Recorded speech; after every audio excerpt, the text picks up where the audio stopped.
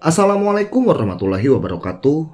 Halo para pencinta kisah misteri, jumpa lagi dengan saya Dika di Kisah Hororku. Gimana kabarnya teman-teman semua? Baik yang ada di Indonesia maupun yang ada di luar negeri pada saat ini. Semoga kita semua selalu sehat ya, amin. Dukung terus channel ini dengan cara like, komen, serta subscribe ya teman-teman. Dan jangan lupa follow IG admin agar teman-teman bisa mengikuti terus perkembangan dari channel ini ke depannya. Oh ya, pada episode kali ini kembali Mbah mengirimkan kisahnya. Bagi teman-teman yang baru bergabung, mungkin teman-teman bertanya-tanya siapa itu Mbah. Maka dari itu, ada baiknya teman-teman semua mendengarkan kisah yang telah dikirimkan Mbah, baik di channel ini maupun di channel Ada Apa Gerangan. Nanti link dari ceritanya ada di deskripsi ya teman-teman.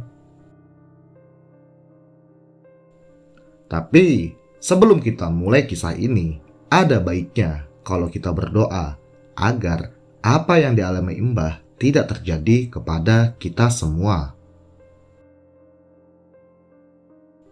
Sudah siap teman-teman? Terapi merinding dimulai.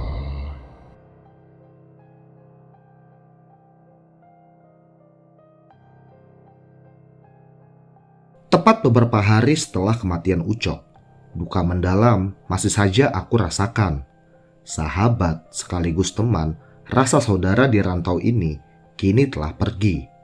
Hanya doa setiap malam yang bisa kupanjatkan untukmu Ucok. Pada malam ketujuh kematiannya, aku bermimpi melihat Ucok saat itu sedang duduk di sebuah batu sambil membelakangiku. Jelas sekali, aku hafal dengan perawakannya. Ucok saat itu terlihat sedang menangis pilu. Aku yang sadar akan hal itu lantas ingin menghampirinya. Namun, langkahku tertahan, seakan-akan ada sebuah dinding besar yang tidak kasat mata menghalangi langkahku pada saat itu. Aku tidak habis pikir, kenapa aku tidak bisa mendekatinya. Lantas, aku langsung bertanya, "Cok, itu kamu? Kamu kenapa menangis, Cok?" Namun, Ucok tetap saja menangis tanpa menghiraukanku. Malah, suara tangisnya kini makin menyayat hatiku saat itu. Aku kembali bertanya kepadanya, "Cok, kamu kenapa? Cerita denganku, Cok."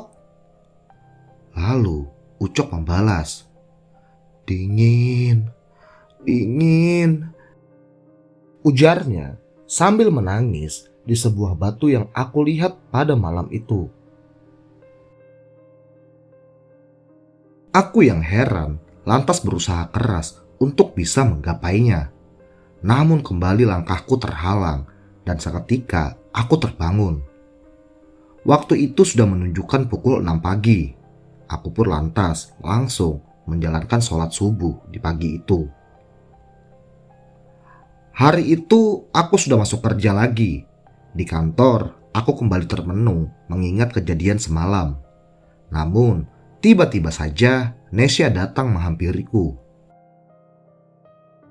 "Bang, tadi ada telepon tuh dari keluarganya Ucok di kampung. Kata mereka sih, mereka minta tolong buat urusin barang-barangnya Ucok yang masih ada di kos-kosannya. Nanti dikirimin deh ke kampungnya. Terus juga barang-barang yang gede disedekahin aja buat tetangga." Mendengar hal itu, aku langsung mengiyakan. Mungkin dengan cara menyedekahkan barang-barang yang ada, Ucok bisa lebih tenang di sana. Lalu, aku berencana nanti pada saat operasi malam, aku akan mengurus semuanya. Beberapa hari berlalu, kini aku sudah kena jadwal kerja malam lagi. Jadi, siangnya waktu luangku bisa dibilang sangatlah banyak dan bisa mengurus semua barang-barang Ucok yang masih ada di kos-kosan. Saat itu aku langsung mengontak Ocang. Mungkin teman-teman sudah tahu si Ocang ya, salah seorang teman dari Bang Dika. Ocang saat itu mau membantuku karena dia juga pada saat itu sedang tidak ada kesibukan. Segeralah aku dan juga Ocang berangkat menuju kosannya Ucok. Setelah kami meminjam kunci dari pemilik kos, tak sengaja kami bertemu dengan Ibu Ainun, tetangga Ucok pada siang itu. "Mas, mau ngapain kesini?" "Oh, saya mau bantu beres-beres barang almarhum, Bu." "Oh gitu ya, Mas. Hati-hati ya, Mas. Semenjak si Ucok meninggal, itu kamar jadi angker, Mas. Banyak yang mendengar seperti ada orang tuh di dalam.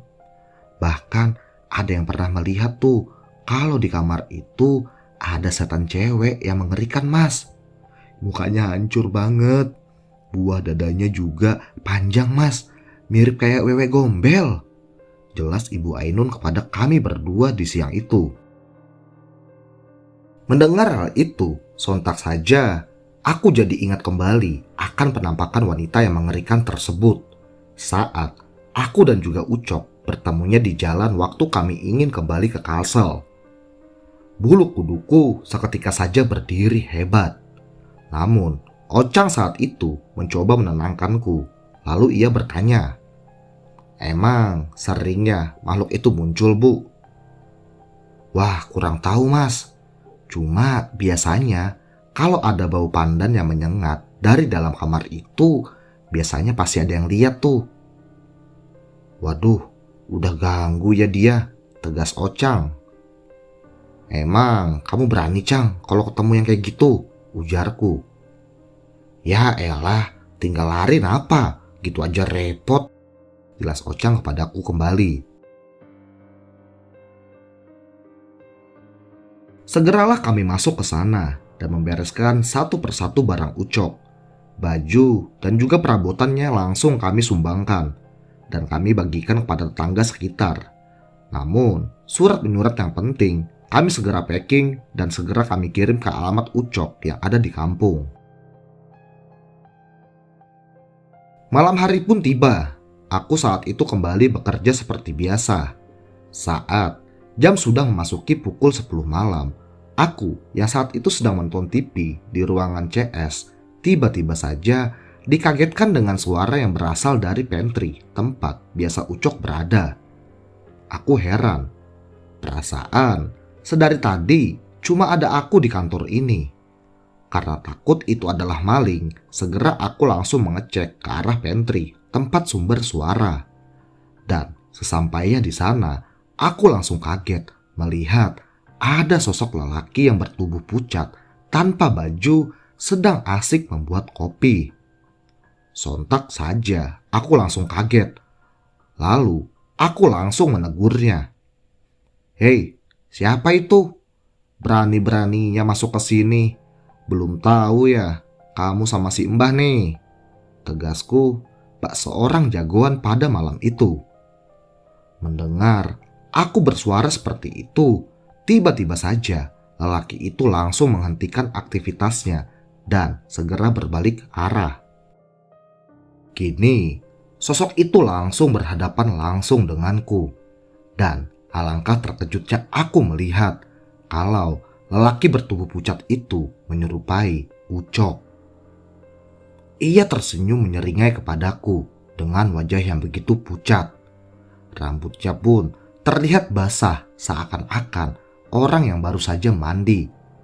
Dan satu hal yang masih kuingat sampai saat ini, kedua lubang hidungnya pada malam itu masih tersumpal oleh kain kapas. Sontak, aku langsung kaget. Kalau maling, mungkin aku masih bisa bertahan. Tapi kalau yang jenisnya seperti ini, aku gak mungkin tahan. Aku langsung saja kaget dan lemas jadi-jadinya. Sosok yang menyerupai Ucok itu kini terlihat jelas menghadap ke arahku. Ia terus saja menyeringai dan tersenyum ke arahku sambil berkata, "Mbah, dingin. Mbah, kenapa kamu gak ikut denganku?" Aku yang syok akan hal itu langsung terjatuh dan tak bisa bergerak lagi. Kaki-kakiku langsung lemah pada saat itu. Gak mungkin kamu Ucok. Ucok udah meninggal, gak mungkin ada lagi, ujarku dalam hati untuk menguatkan raga ini. Namun, seakan-akan tahu apa yang aku ucapkan dalam hati, sosok itu malah menyahut dan berkata, "Aku di sini, Mbah. Aku mau bawa kamu." Sial, kok kamu malah tahu apa yang aku bilang dalam hati? Hahaha, ikut aku, Mbah. Mendengar hal itu, sontak aku mencoba menguatkan batin ini dan berusaha kabur. Langkah kaki 1000 sebagai ilmu andalan langsung saja segera aku pakai. Namun, kaki ini terlanjur lemas dan juga kaku. Tak mau habis akal, dalam ketakutan itu, aku mencoba menguatkan langkah untuk mengakukan ngesot kaki 1000 sebagai alternatif dari jurusku selanjutnya. Ingat, ngesot kaki 1000. Segeralah aku ngesot, meninggalkan ruang pantry menuju ke arah luar. Dengan susah payah aku mengesot pada malam itu, pada akhirnya aku bisa sampai kembali ke ruangan CS. Dan tinggal beberapa meter lagi, aku bisa sampai menuju pintu keluar. Namun, saat aku sedang berusaha melaju dengan langkah ngesotku, ternyata kini malah setan berwujud Ucok itu telah berada di bangku tunggu nasabah, tempat di mana Ucok sering duduk. Sontak aku kaget dan tak bisa berbuat apa-apa lagi. Aku yang ketakutan hebat langsung lunglai lemas dan pingsan pada malam itu. Entah apa lagi yang terjadi pada malam itu aku tidak tahu. Namun pagi harinya aku tersadar pada saat azan subuh berkumandang. Memang kantor ini jaraknya tidak jauh dari sebuah masjid. Segeralah aku bangkit. Masih jelas pada ingatanku kejadian semalam. Pikiranku pun langsung berkecamuk hebat. Apa benar kata tetangga Ucok kalau Ucok kini telah jadi hantu yang penasaran? Tapi kalau memang benar, kenapa yang mereka lihat bukannya Ucok, malah si hantu wewe gombel? Pikirku pada saat itu. Aku yang masih penasaran pun langsung mengecek ke arah pantry. Dan ternyata semua dalam kondisi rapi dan tidak ada yang berubah. Padahal semalam aku melihat kalau ada sosok hantu yang menyerupai Ucok sedang membuat kopi. Langsunglah aku termenung. Apa semalam cuma halusinasiku saja akibat omongan orang? Entahlah. Yang pasti aku merasa semalam kejadian itu nyata dan membuat rasa takut muncul dalam hati ini. Keesokan malamnya, aku pun kembali bekerja seperti biasa. Aku masih saja mencoba merahasiakan kejadian yang aku alami. Dan aku masih menganggap kalau kejadian semalam itu adalah halusinasiku. Saat jam memasuki pukul 10 malam, rasa takut dan juga ngeri kembali hadir. Aku takut kalau halusinasiku itu kembali. Dalam takut dan juga rasa bingung, aku mencoba untuk waspada. Bahkan pintu keluar tempat aku bekerja pun kubuka agar aku bisa lari seandainya halusinasi itu adalah hal yang nyata. Namun, saat aku berganti, tidak ada kejadian aneh yang aku alami pada saat itu. Bahkan, waktu jam memasuki pukul 11 malam, semua terasa biasa saja. Aku pun pada saat itu bisa merasakan tenang dan yakin kalau yang aku alami semalam adalah halusinasi. Membuat malam itu begitu terasa tenang dan juga nyaman. Saat mata ini mulai mengantuk, aku mencoba membuat secangkir kopi untuk memberi asupan nikotin kepala ini. Segeralah aku berangkat ke arah pantry dan juga membuat secangkir kopi. Dan setelahnya, aku kembali ke ruangan CS untuk duduk santai menikmati secangkir kopi panas yang baru saja aku buat. Namun, anehnya, kantuk ini terlalu hebat dan tak bisa aku tahan lagi. Segeralah, aku tertidur dalam keadaan duduk. Dalam tidurku, aku merasa kembali bertemu dengan Ucok. Dan anehnya, kini aku juga melihat Wewe Gombel itu ada di sana.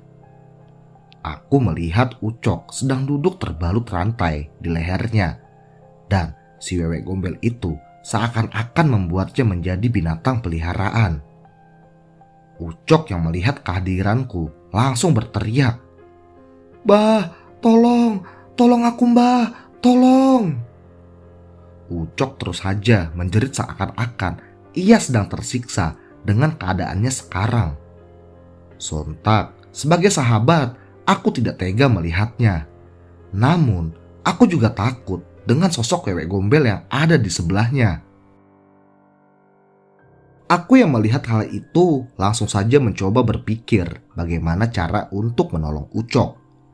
Namun apa daya, rasa takut ini mengalahkan semuanya. Aku pun hanya bisa diam sambil berdoa memohon agar yang aku lihat ini bisa segera berlalu. Namun saat aku sedang mendoakan Ucok, tiba-tiba saja Wewe Gombel itu datang dan berkata, "Aku mau kamu. Kamu harus ikut denganku." Sosok itu lantas langsung berjalan pelan mengarah ke arahku. Namun belum sampai ia di dekatku, langsung saja aku tersadar dari mimpi buruk itu. Saat aku tersadar, ternyata aku sudah tertidur lumayan lama dengan posisi duduk. Aku bersyukur kalau yang aku lihat semalam hanyalah mimpi. Namun, saking takutnya aku, baju dinas yang aku pakai sampai basah karena keringatku pada malam itu. Segeralah aku mencoba bangkit dan mencoba menenangkan diri. Aku langsung saja keluar kantor untuk mencari udara segar. Dan saat aku berjalan menuju ke arah tempat duduk yang ada di luar kantor, kembali aku terkejut. Kini aku melihat ada Nono. Ia terlihat sedang santai menikmati sebatang rokok kreteknya. Lalu Nono langsung menyapaku. "Napa? Kamu kaget kayak gitu?" Dah lama ya gak jumpa. Ternyata masih aja tuh kamu jadi orang yang penakut." Nono, kamu ngagetin aja. Kamu kemana aja selama ini? Kenapa kemarin waktu aku kesusahan malah kamu gak datang? Tanyaku pada Nono. "Aduh, itu yang kamu takutkan. Kalau dalam kesusahan, kamu tuh minta tolong sama Allah, bukan sama aku. Tapi No, kejadian semalam malah membuat temanku si Ucok meninggal." "Aduh, kamu ini gak berubah ya. Ingat, hidup mati orang itu udah ada jalan dan takdirnya. Masih percaya hal gaib bisa bunuh orang? Ya enggak lah," tegas Nono. "Tapi kenapa setelah kejadian itu malah temanku si Ucok meninggal, No?" "Aduh, kamu kira aku Tuhan yang selalu tahu akan semua hal? Udahlah, banyak berdoa aja, perkuat iman dan yakin. Kalau belum waktunya mati, gak akan tuh manusia mati. Biar dia udah masuk dalam jurang juga tetap aja hidup kalau takdirnya mati belum sampai." "Iya sih, No. Tapi kenapa ya, No? Akhir-akhir ini aku malah banyak tuh dapatin kejadian aneh." "Aduh, udah banyak-banyak doa aja. Oh ya, satu lagi. Hati-hati, tuh cewek yang gagal implan di payudara bakal ganggu kamu." "Hah? Yang bener kamu, No. Maksud kamu si Wewe Gombel? Ah, jangan aku takutin, No. Aku harus gimana ini?" "Udah aku bilang kan sama kamu, banyak-banyak doa sama perkuat tuh iman. Yang penting aku udah ingetin lo ya. Sekarang aku mau pergi dulu nih," ujar si Nono. Segera sosok Nono pun pergi meninggalkanku, tenggelam dalam gelapnya pekat pagi di hari itu. Namun, kini hatiku pun menjadi kacau. Pesan terakhir Nono itu tentang si Wewe Gombel membuat aku menjadi merasa ketakutan lagi. Beberapa malam pun berlalu, semuanya pun kini baik-baik saja. Tapi perasaan takut malah menyelimuti batin ini. Masih ada kebingunganku, apa benar arwah Ucok bergentayangan? Aku pun menjadi bingung sendiri saat itu. Tibalah malam terakhir aku berdinas malam. Jujur saja pada saat itu rasa takut masih saja menghantui diri ini. Namun karena beberapa malam sebelumnya aku merasa aman tanpa ada gangguan gaib, aku pun mencoba untuk menguatkan diri agar aku bisa bekerja kembali. Saat memasuki jam 1 malam, aku yang saat itu sedang asik melihat TV, tiba-tiba saja mencium aroma daun pandan yang begitu kuat. Hal itu sontak membuat aku aneh. Perasaan gak ada deh pewangi ruangan yang beraromakan daun pandan, ujarku dalam hati. Segeralah aku memperhatikan sekelilingku. Namun semua terlihat baik-baik saja. Lalu entah kenapa aku teringat kembali akan omongan tetangga Ucok yang pernah berkata, kalau sosok itu mau muncul, biasanya ada bau pandan yang begitu kuat tercium. Sontak saja aku langsung kaget dan merinding hebat saat itu. Apakah sosok itu kini telah hadir di dalam kantor ini? Apalagi pesan Nono yang saat itu masih aku ingat untuk berhati-hati dengan sosok Wewe Gombel tersebut. Lantas hal itu membuat aku menjadi merinding dan bergetar hebat. Mata ini langsung mencoba memperhatikan sekeliling dan berharap sosok Wewe Gombel itu tidak hadir di tempat kerjaku ini. Tapi tiba-tiba saja telingaku ada yang meniup halus. Sontak aku langsung menoleh ke arah tersebut. Namun tidak ada satupun orang di sana. Padahal jelas sekali aku merasakan kalau tadi ada yang meniup telinga ini.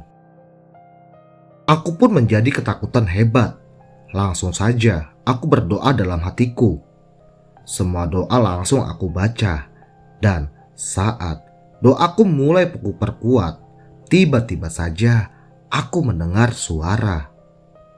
Suara itu adalah senandung wanita yang terdengar menggema di dalam ruangan kantor ini. Na na na.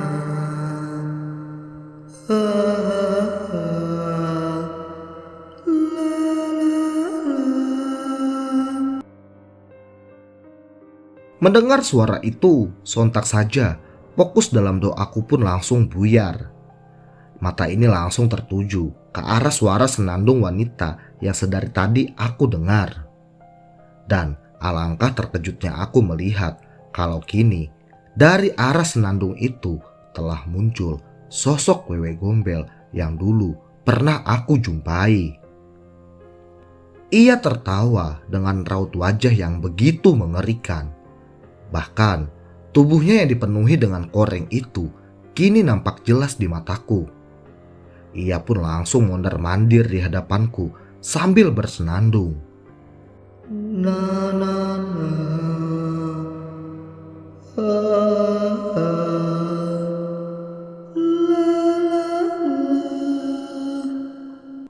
Lalu ia pun langsung menatapku sambil menunjukku. Kamu harus ikut denganku. Sontak aku langsung kaget dan juga ketakutan hebat. Kembali badan ini serasa terpaku dan tidak bisa bergerak. Mata ini juga terbelalak menatap tajam ke arah sosok itu. Jurus langkah kaki 1000 itu tidak bisa lagi aku keluarkan. Mau ngesot saja aku merasa tidak mampu. Rasanya saat itu mungkin pingsan adalah jalan terbaik. Tapi pingsan tidak juga kunjung datang menghampiriku pada malam itu. Aku mau kamu yang selanjutnya ikut denganku. Ujar sosok itu sembari melayang menuju ke arahku. Perlahan namun pasti, sosok itu kian mendekat. Dan saat jaraknya kini hanya berkisaran 1 meter di depanku, tiba-tiba muncul sebuah suara. Woi, woi, udah selesai mesra-mesraannya? Udah selesai juga tuh temu kangennya? Suara itu aku kenal. Dimana suara itu juga yang dulu menyuruhku berdoa dan menyuruhku lari pada saat aku dan juga Ucok sedang diganggu oleh sosok wewe gombel ini. Dan kini aku ingat kalau suara itu adalah suara Nono. Sosok wewe gombel yang juga mendengar suara itu langsung kaget dan mencoba mundur dari posisinya. Namun Nono dengan sigap berjalan ke arah sosok wanita tersebut. Kembali si Nono mengajak wewe gombel itu berkomunikasi lewat bahasa yang tidak aku mengerti. Walau Nono kini telah ada di sana, tapi jujur rasa takut ini masih saja belum hilang. Karena memang sosok itu sungguh sangatlah mengerikan, bahkan bisa dibilang sangatlah menjijikan. Dan setelah itu, sosok wewe gombel itu langsung menghilang setelah ia berkomunikasi dengan Nono. Setelah keadaan mulai tenang dan hanya menyisakan aku dan juga Nono di sana, Nono langsung menghampiriku. Masih lemes ya kakinya? Kok kamu tahu, No? Ujarku pada si Nono. Iyalah tahu, kamu mah gak berubah. Dan dibilang, sosok yang kayak gitu setan level bawahan alias level rendahan. Ngapain kamu takut? Dah keluar yuk, mau ngerokok nih, ujar si Nono.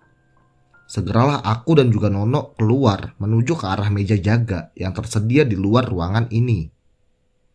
Sesampainya di sana, Nono langsung membakar rokok kreteknya kembali. Apa-apaan sih, No? Kamu bilang aku mesra-mesraan matu hantu? Habisnya udah kayak orang pacaran aja tadi. Untung belum sempat dicium kamunya matu cewek. Dasar cewek gagal implan payudara. Idih, gak sudi aku, No, dicium matu cewek. Oh ya, kamu tadi ngomong apaan? Terus kenapa? Aku tadi diganggu mulu sih. Lalu Nono pun terlihat mengisap rokoknya dalam-dalam. Lantas, ia langsung bercerita tentang suatu hal yang begitu mengejutkan. Jadi gini nih, itu setan cewek gagal implan payudara marah sama kamu. Dia dulu waktu merasuki badan Ucok, terus dikeluarin paksa kan sama si nenek-nenek. Kamu masih ingat kan itu? Nah, dia itu gak diantar balik tuh ke tempatnya sama si nenek-nenek. Nah, kamu tahu juga gak kalau perbatasan yang kalian lewati itu dihuni oleh sosok yang luar biasa kuatnya, tapi dia gak usil. Jadi, itu cewek gak bisa melewati tuh tanpa media perantara tubuh manusia. Nah, itu sebabnya dia gak bisa pulang dan mau jadikan badanmu ini sebagai media perantara buat dia balik ke rumahnya. Terus, No, apa kematian Ucok ada sangkut pautnya matu setan? Aduh, Mbah, udah aku bilang berapa kali sih ke kamu? Hidup mati orang itu Allah yang tentukan. Jelas gak ada sangkut pautnya lah. Dan ingat ya, sosok yang kamu lihat seperti Ucok itu cuma jelmaan dari si cewek setan yang gagal implan payudara itu. Terus, No, sekarang gimana? Ya terserah kamu. Mau kamu yang antar apa aku nih? Kamu aja lah, No. Ngapain aku? Oke deh, beres. Besok aku atur semuanya deh. Tapi bener ya, No, dia gak akan ganggu aku lagi. Aman. Makanya Mbah, perbaikin tuh ibadah sama doamu. Masa dari dulu gak berubah kamu ini? Masih aja penakut sama setan level rendah kayak begitu. Sial kamu, No. Kamu tuh yang gak berubah, masih aja jadi tukang bully. Langsunglah pecah tawa kami berdua pada pagi itu. Setelah itu Nono langsung pamit pulang kepadaku. Dan alhamdulillah akhirnya tidak ada lagi gangguan padaku di hari-hari berikutnya. Dan saat memasuki 100 hari kematian Ucok, aku kembali bermimpi. Ucok terlihat memakai baju yang begitu rapi dan tersenyum kepadaku. Namun Pada saat itu, ia tidak menyampaikan satu kata pun kepadaku. Ia hanya tersenyum kepadaku pada saat itu. Mungkin senyuman itu adalah salam perpisahannya. Karena kata orang, apabila 100 hari setelah kematian, arwah akan kembali ke alam yang berbeda dengan alam manusia. Dan luar biasanya lagi, di tahun 2020 di bulan Juni, aku kembali ke Gunung Sampi bersama rombongan Ocang dan juga Bang Dika CS. Alhamdulillah, kami semua bisa menikmati pendakian tersebut tanpa ada rasa takut dan juga gangguan gaib. Di sana, mitos kalau aku ini sumber dari hal mistis bisa aku patahkan. Nanti aku sertakan ya beberapa foto pendakianku dengan Bang Dika CS.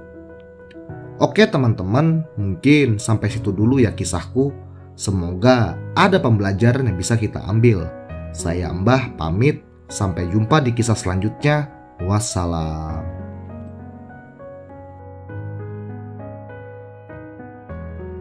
Terima kasih buat Mbah yang sudah sudi membagikan kisahnya di channel Kisah Hororku. Luar biasa sekali. Banyak sekali pembelajaran yang bisa kita ambil dari kisah ini. Dan semoga almarhum Ucok bisa tenang di sisi Allah Subhanahu wa Ta'ala. Amin. Bagi teman-teman yang ingin membagikan kisahnya seperti Mbah, bisa kirim lewat via email yang ada di deskripsi ya. Saya tunggu kisah dari teman-teman semua. Jangan lupa dukung terus channel ini agar lebih berkembang ke depannya dengan cara like, komen, dan juga subscribe. Jangan lupa juga untuk follow IG Mimin yang ada di deskripsi ya, untuk mengetahui kelanjutan dari channel ini ke depannya. Oke, pada teman-teman yang udah menyimak kisah ini sampai habis, saya ucapkan terima kasih. Dan sampai sini dulu episode kali ini. Jumpa lagi di episode selanjutnya. Saya Dika pamit. Wassalam. Terapi merinding selesai.